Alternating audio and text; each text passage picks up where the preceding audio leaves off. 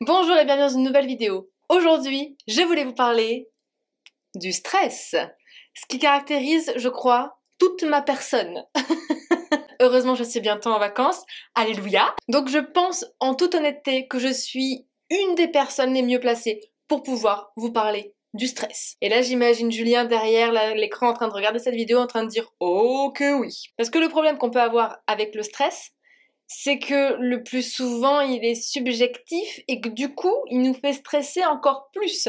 Et de fil en aiguille, on en arrive à avoir des envies de manger émotionnelles dont on aurait peut-être éventuellement pu se passer. Et puis en plus de ça, on aurait peut-être pu éviter l'incidence négative que ça a eu aussi sur notre propre corps et sur notre propre santé. Parce que le stress, bon, on parle beaucoup des maladies cardiovasculaires, hein, mais le stress pose problème aussi, hein. Et je pense d'ailleurs que c'est en partie pour ça que j'ai la chance d'avoir la maladie de Crohn, qui m'a rappelé que le stress était néfaste pour ma vie et que je ne pouvais plus vivre en étant hyper stressée tout le temps comme ça et qu'il fallait que j'apprenne à relativiser, à méditer, à me poser. Bon, j'ai encore du travail de ce côté-là, mais le chemin que j'ai parcouru était quand même pas mal, hein. Même si j'en ai encore, je trouve que je m'en suis quand même bien sortie parce qu'avant j'étais encore plus stressée que ce que je suis aujourd'hui. Imaginez. En fait, ce qui va nous provoquer un stress au niveau de notre corps, ça va être un stresseur. Alors qu'est-ce que c'est qu'un stresseur? C'est tout ce qui va éventuellement pouvoir provoquer une production d'hormones du stress. Et on en retrouve deux, on a les stresseurs physiques et les stresseurs psychologiques. Donc bon, les stresseurs physiques, je pense que tout le monde voit ce que c'est quand ça a un rapport avec notre corps, c'est-à-dire quand on a une maladie, quand on a trop chaud, trop froid, quand il y a des variations du coup de température, quand on va se blesser, quand on va ressentir de la douleur. Alors que les stresseurs psychologiques, ben, c'est tout ce qui n'a pas réellement attrait au physique. C'est-à-dire que ça peut être une situation, des individus, des commentaires négatifs, un événement éventuellement dangereux ou une situation éventuellement dangereuse. Tout ce qui peut être lié à le pas physique. Et qui peut éventuellement, pour nous, avoir un effet négatif ou avoir une connotation négative. Comme par exemple le fait de savoir qu'il me reste plus que 5 minutes pour tourner la vidéo, parce qu'après je dois reprendre les consultations et que ça risque d'être compliqué de pouvoir arriver au terme de la vidéo avant que la consultation commence et que je risque d'être en retard. Et donc parmi ces stresseurs psychologiques, du coup qui dépendent d'une certaine situation, en fait on va avoir encore deux stresseurs. Le stresseur du coup absolu et le stresseur relatif. L'absolu en fait ça signifie que pour tout le monde ça va être un événement stressant. C'est-à-dire un attentat va être un événement stressant, en plus d'être traumatisant, mais c'est un stress pour du coup nous-mêmes. Ça peut être tout simplement un tremblement de terre, ça peut être un confinement. Je pense que le confinement a dû stresser tout le monde, sans la moindre exception, en tout cas sur les premiers jours du confinement. Et si c'est pas le confinement qui a stressé, je pense que c'est plutôt le Covid qui aurait pu stresser. Bref, ça fait partie des événements qui stressent tout le monde. C'est exactement comme se dire que c'est la vérité absolue. Alors qu'un stresseur relatif, c'est ce qui va être propre à nous par rapport à nos convictions, par rapport à notre personnalité, par rapport à notre façon de voir les choses, notre façon d'appréhender la vie.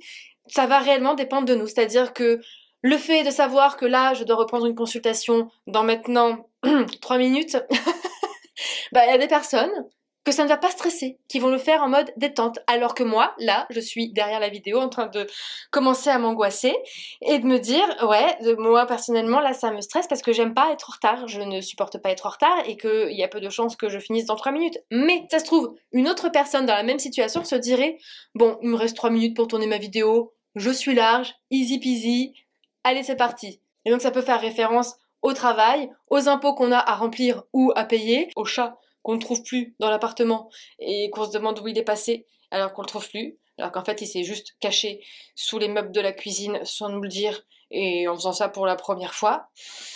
Oui, c'est du vécu. Bref, pourquoi est-ce que je suis partie dans toutes ces explications? C'est juste pour vous permettre de comprendre que parfois il y a des raisons d'avoir du stress, parce que physiquement ou selon la situation, c'est stressant, ça c'est certain, c'est la vérité absolue. Par contre, il y a des situations où clairement on pourrait, un peu comme relatif, relativiser en fait sur ces situations-là.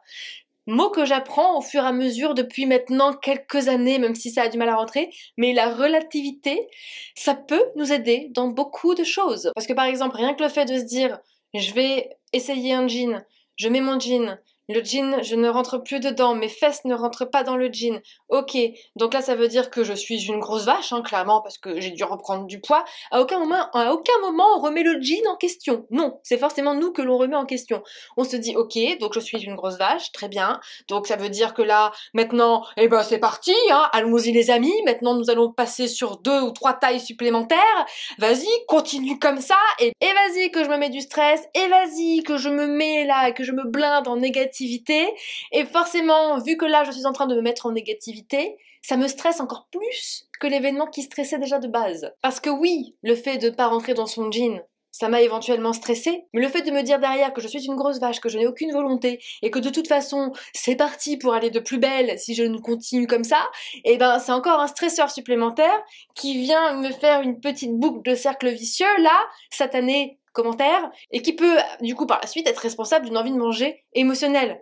C'est pas con, ça, quand même.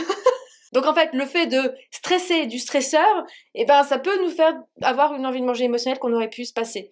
Donc moi, si je peux vous donner un conseil, et que je mets en pratique au quotidien, le plus souvent possible en tout cas, face à un événement stresseur, une fois que je sens que le stress est en train de monter, je me dis « Ok, respire, tout va bien se passer, le fait de stresser ne va pas changer la situation.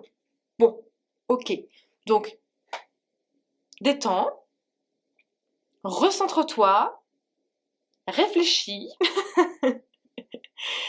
tout va bien aller, tout va bien aller, oui, Cindy, tout va bien aller, répète-toi, tout va bien aller. Bref, le tout c'est de pouvoir relativiser et d'essayer de contrer là les pensées négatives qui vont pouvoir s'accumuler. Peut-être que les choses peuvent être vues sous un autre angle. Donc oubliez pas, événement stresseur, on respire. Vous pouvez même faire une respiration ventrale. Il y a beaucoup d'exercices sur internet, je vous laisse regarder. Petite respiration ventrale où on inspire par le nez, on gonfle le ventre, on expire par la bouche, on dégonfle le ventre. Et on essaye de faire ça, moi en général je le fais sur 4 temps. C'est-à-dire j'inspire en comptant 4, 1, 2, 3, 4. Je retiens 4, 1, 2, 3, 4. Je souffle 4, 1, 2, 3, 4. Je retiens 4, 1, 2, 3, 4. Bref, vous faites sur 4 temps, moi c'est ce que je fais et je sais que ça m'aide beaucoup. Bon, parfois ça ne change pas grand chose, mais ça m'aide quand même très souvent. Donc voilà pour la vidéo d'aujourd'hui. J'espère que ça pourra en aider certains. Du coup, bah là, pendant la reprise du travail, pendant que moi je vais partir en vacances. Et puis on se retrouve demain dans une nouvelle vidéo. Comme d'habitude, si vous avez aimé celle-ci, n'hésitez pas à la liker et à vous abonner si c'est toujours pas fait.